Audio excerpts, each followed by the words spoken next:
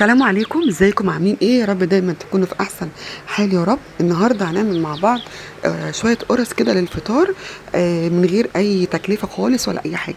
حتى لو ما عندكيش سمنه برضو هنعملهم. انا مش هعملهم بالسمنه، عندي كده شويه قشطه و هننعجن بميه، او عندي كنت مخزنه كده حتى شويه في الديب فريزر، اللي هو اللبن.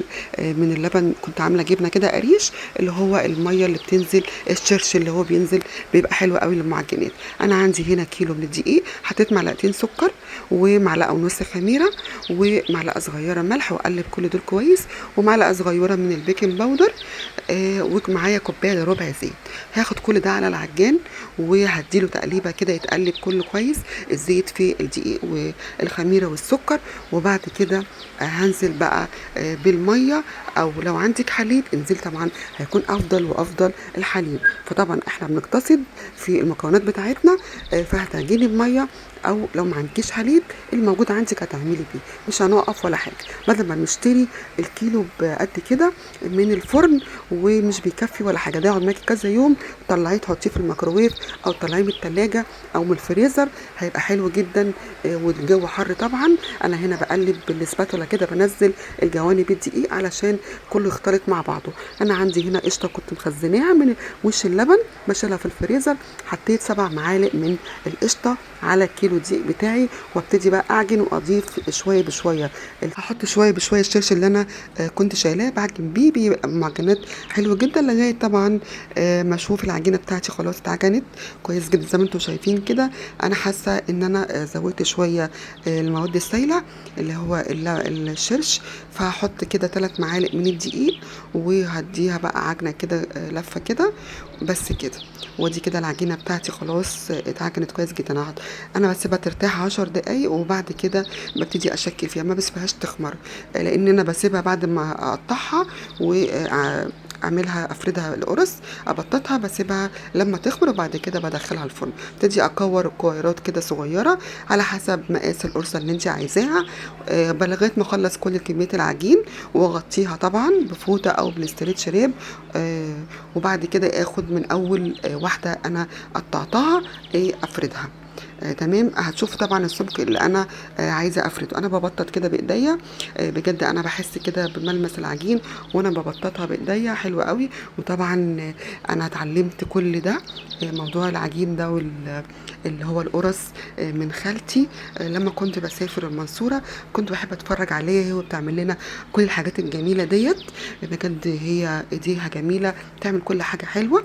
فانا اتعلمت منها، كنت بقعد اتفرج عليها. فانا طبعا بحب اعمل بايديا كده زي ما هي طبعا كانت بتعمل. ولو انت طبعا او تفردي بالمردانه كده او النشابه الصغيره دي، هتخلص طبعا معاكي بسرعه. بس انا بحس ان انا بحب افرد بايديا.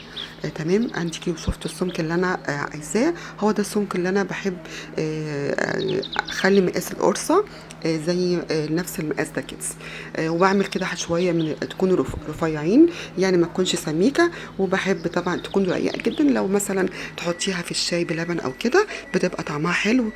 هنا كانت زمان بيبقى عندهم كده منقاش كده بينقشوا بيه القرص عشان تبقى ما تبقاش طريه، يعني بتبقى ناشفه، وبيرققوها وبتديها شكل كده حلو. فانا بقى فكرت في التفكير، قلت اجيب نفس الشكل كده بالبلبله بتاعه القمع اللي احنا بنشكل بيه الكريم شانتيه بتاع التورت. قلت اعمل بيها. عملت كده يعني كام واحده، مش عملت كله يعني، الباقي سمكها طبعا معقول وطريه. دول بقى شويه كده كنت عملتهم مقاس صغير. عندي كده حته تمر، عملتها بقطعه من الزبده وقلبتها كويس. هي طبعا الجو حر فكانت سايحه، لما طلعتها من التلاجة وسبتها فكت. وبحطها كده في القرص الصغيره دي زي ما نجيبها من الفرن. تمام. ولما خمر حطيتهم في الفرن، وبقوا بالشكل اللي انتوا شايفينه ده. طعمها تحفه، حلو جدا. قعدت معايا كذا يوم. دي بقى اللي انا بقول لكم عليها، اللي هي الرقيقه، بتبقى مقرمشه شويه.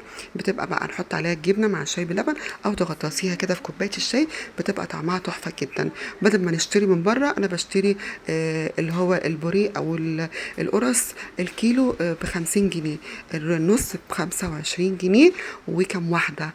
لكن انا عملت كيلو كميه حلوه، حلوه، وقعد معايا كذا يوم زي ما انتم شايفين، طريه جدا وحلوه، وبجد بتبقى جميله لاي وقت. اي حد من الولاد جعان يدخل يجيب قرصتين كده مع كوبايه شاي وحته جبنه وبالف هنا.